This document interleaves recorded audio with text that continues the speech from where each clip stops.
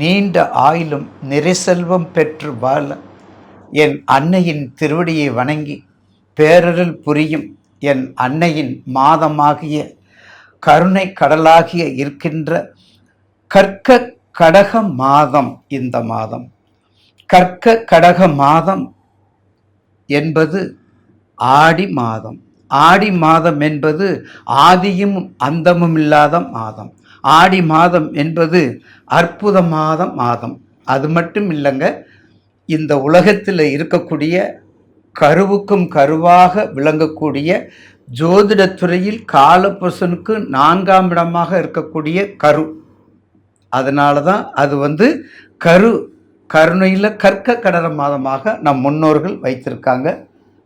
இந்த ஆடி மாதத்தினுடைய 12 ராசிக்குரிய பலன்களை பற்றி முதலில் பார்ப்போம். அடுத்த ஆடி மாதத்தினுடைய சிறப்பும், ஆடி மாதத்தினுடைய வணங்குவதனுடைய சிறப்பும், அம்பிகையினுடைய அருளும் அதை பற்றி பிறகு உங்களுக்கு தெளிவாக பதிவு செய்ய வருகின்றேன். இப்போது மாதாந்திர ஜோதிட நிர்வாகத்திற்கும் பிழைத்தமிழ் நிர்வாகத்திற்கும் ஏனைய எல்லோருடைய சேனல் நிர்வாகத்திற்கும் என் கண்மணியாக திகழ்கின்ற நேயர் பெருமக்கள் அனைவருக்கும் பாதம் தொட்டு வணங்கி என் பிராட்டியை வணங்கி இந்த ஆடி மாதத்துடைய பலனை பற்றி இப்போது நம்மோதும் பதிவு செய்ய விரும்புகின்றேன். அடுத்து நாம் காண இருப்பது மீனம். மீன் ஒரு இடத்துல நிற்குமா? பாம்பு ஒரு இடத்துல நிற்குமா? தவளை ஒரு இடத்துல நிற்குமா?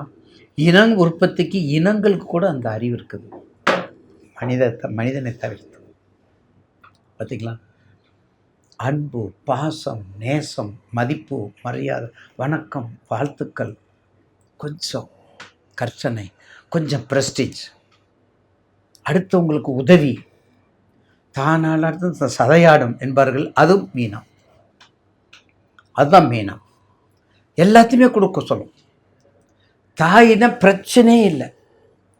ஒரு மீன ராசிக்கு தாயை வச்சு அவங்க பிள்ளைகளை நம்ம சாதிக்கலாம். அந்த அளவுக்கு வில் பவர் மீனத்திற்கு. இரக்கம், பிரஸ்டீஜ், அதை விட இணக்கம், இப்படிப்பட்ட தன்மையெல்லாம் இருக்குது. அரசியல், ஆதங்கம், வெளிநாடு, உள்நாடு, வேற்றுமை பார்க்கவே மாட்டாங்க. ஆனால் தனக்கு கீழே வேலை செய்யணும், மீனத்துக்கு கீழே வேலை செய்யணும், அப்படித்தான் நினைப்பாங்க. அப்படிப்பட்ட குணம் கொண்ட உங்களுக்கு அப்பா அந்த ஐயா சொல்லி எல்லா மாதமும் சொல்லி எல்லா மாதத்துலேயும் நமக்கு மீனத்துக்கு சொல்லி சொல்லி நம்மளை தேத்தி இப்போ சித்திரை, வைகாசி, ஆடி மாதத்துக்கு கொண்டு வந்துட்டார் ஐயா. இப்போ ஆடி மாதத்தில் கொண்டு வந்துட்டாங்க. அப்போ 7.5 சனியினுடைய விரையச்சனி கிட்டத்தட்ட புரட்டாசி வர இந்த வருஷத்துல உங்களுக்கு முடிஞ்சு போயிடும். திருக்கணிதம் தான் வாக்கியத்தில் இப்போ தான் ஆரம்பிச்சிருக்குது. நமக்கு செய்கிறது, நமக்கு வர்றது, நம்மளை ஃபாலோ பண்ணுறது நம்ம திருக்கணிதம். வாக்கியத்தை மறக்க வேண்டாம். வாக்கியங்கள் தாய் அது இருக்குது. ஆனால் நமக்கு செய்கையில், நமக்கு நடைமுறையில் வர்றதை பார்க்கணும். அப்போ நமக்கு நடைமுறையில் வருது சனீஸ்வரர் வேகமாக வர்றார் பாருங்கள். இன்னும் ஜென்மச்சனி. இப்போ வரைய முடிப்பு ஜென்மச்சனி. அப்போ ஜென்மச்சனி முடிஞ்சு நீ பாதச்சனிக்கு போகிறார். வேகமாக வந்துட்டுருக்கார். அப்போ வேகமாக வரும்போது அடுத்து என்ன வர்றாரு? பின்னோக்கி வரப்போகிறார், வக்கரத்துக்கு வரப்போகிறார். இன்னும் வக்கரத்துக்கு வரும்போது உங்களுக்கு நிச்சயமாக ஒரு மிகப்பெரிய நன்மையை கொடுக்கக்கூடிய இடமாக மாறும். ஏன்னா இவ்வளோ நாள் கஷ்டத்தை கொடுத்துட்டாரே, நீ பின்னோக்கித்தானே வரப்போகிறாரு. நீ பின்னோக்கி வரும்போது அந்த கஷ்டத்தை நீக்கக்கூடிய வாய்ப்பு மீனத்திற்கு உண்டு. புதுசாக எதையும் ஆரம்பிச்சிடாதீங்க. புதிய தொழில் எதுவும் ஆரம்பிச்சிடாதீங்க. புதிய வாய்ப்பினை எதையும் பெற்றாதீங்க. இருப்பதை கொண்டு சிறப்புடன் நடத்துக்கங்க. ஒரு கம்பெனி வெளிநாட்டில் இருக்கிறோம்னா கொஞ்ச நாளைக்கு இருங்க. அப்படி மாறுதல் பண்ணும்போது அதுக்கு அடுத்து கன்ஃபர்மேஷன் பண்ணிக்கிட்டு அடுத்து நீங்கள் அடுத்த கண்ட்ரிக்கு, அடுத்த நாட்டுக்கு, இல்லை அடுத்த போஸ்டிங் போகிறதுக்கு, அடுத்த கம்பெனிக்கு போகிறதுக்கு, அஃபிஷியலில் போகிறதுக்கு கன்ஃபர்மேஷன் பண்ணிவிட்டு நீங்கள் போனோன்னா தான் அது சக்ஸஸ் ஆகும். இல்லைன்னா ரொம்ப கவனமாக இருக்கும். 3 பெட்ரோல் பங்கு எல்லாத்தையும் இழந்துட்டியா? 4 கார் வச்சுருந்தியா? எல்லாத்தையும் இழந்துட்டியா?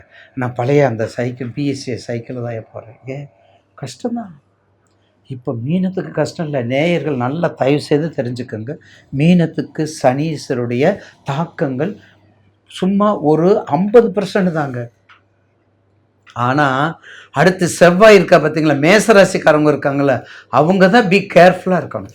அதை நான் இப்போ தயவு செய்து பணிவோடு உங்களுக்கு தெரிவிக்கிறேன். இப்போவே எச்சரிக்கையாக இருந்துக்கோங்க. இப்போ விரைச்சி நடக்கும்போதே உங்களுக்கு அந்த ப்ராக்டிக்கலாக தெரியும். விரைச்சி நடக்கும்போதே ப்ராக்டிக்கலாக தெரியும். இருந்தாலும் மிக கவனமாக இருக்க வேண்டும் மேசராசினர். ஏன்னா சனி செவ்வாய் சேர்க்கை காம்பினேஷன் மிகவும் மோசமான நேரம்.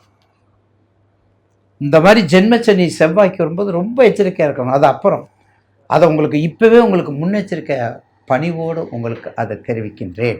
ஆக சனி சம்பந்தப்பட்ட வெளிநாடு, நீர் சம்பந்தப்பட்டது, கேட்ரிங் சம்பந்தப்பட்டது, டெக்ஸ்டைல்ஸ் சம்பந்தப்பட்டது, இஞ்சி சம்பந்தப்பட்டது, மலைவாழ் பயிர், தோட்டப்பயிர், அது என்னது நம்ம தோட்டப்பயிர், டீ, காஃபி தூள், அதே மாதிரி அந்த வாசனை பொருட்கள் எல்லாமே பெரிய பெரிய இடம். உங்களுக்கு மீனங்கும்போது குரு இல்லையா, மஞ்சள் சம்மந்தப்பட்டது, கரும்பு சம்மந்தப்பட்டது, நெல் சம்மந்தப்பட்டது, ஏலக்காய் சம்மந்தப்பட்டது, இந்த மாதிரி பெரிய பெரிய நல்ல வசதியுள்ள நல்ல கமகம்னு மணக்கக்கூடிய அத்தர், ஜவ்வாது, இப்படிப்பட்ட தொழில் எல்லாமே மீனத்துக்குரியது. பொதுவாக மலைத்தோட்ட பயிர். இதெல்லாம் நீங்கள் அப்படியே பாகுபாடு அப்படியே கொண்டு வாங்க. வெளிநாடு, வெளி மாநிலம், வெளிநாட்டில் உள்ள பெண்களை காதலித்து கல்யாணம் பண்ணுறது, அன்போடு நேசிக்கிறது, இதெல்லாம் நிறைய நடக்கும் மீனத்திற்கு கண்டிப்பாக. இப்படிப்பட்ட சனீஸ்வரனுடைய இந்த தாக்கங்கள் ஆடி மாதத்தில் கண்டிப்பாக உங்களுக்கு வர வர இனிமேல் குறைஞ்சிக்கிட்டு வருமே. 7.5 பயப்படாதீங்க, 8 பயப்படாதீங்க.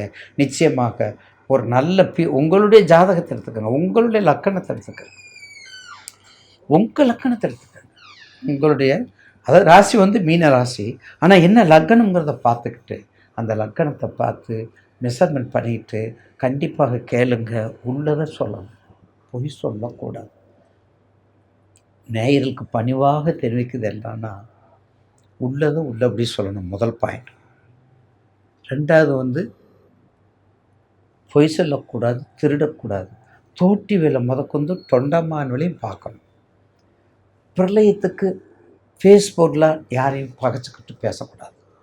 உங்கள் ஜாதகத்தில் என்ன 9 நவக்கிரகம், சூரியன், சந்திரன், செவ்வாய், குரு, இந்த நட்பு கிரகத்திற்கு ராகு, கேது, சனி எதிரடையாக இருக்காங்க. இவங்க எங்கே இருக்கிறாங்க? இந்த புதன் யாரோடு சேர்றாரு? அப்போ 9 நவக்கிரகத்துக்கு வந்துடுது, 12 ராசிக்கு வந்துடுது, 27 நட்சத்திரத்துக்கு வந்துடுது. அப்போ ஒரு மண்டலம் கூட்டினா ஒரு மண்டலத்துக்கு வந்துடுறீங்க. அப்போ இந்த ஒரு மண்டலத்துக்கு நீங்கள் என்னென்ன செய்யணுங்கிறது உலகத்துக்கு செய்ய வேண்டியதை தான் நமக்கு செய்கிறாரு நவக்கிரகங்கள். நமக்கு செய்கிறாங்க நவக்கிரகங்கள்.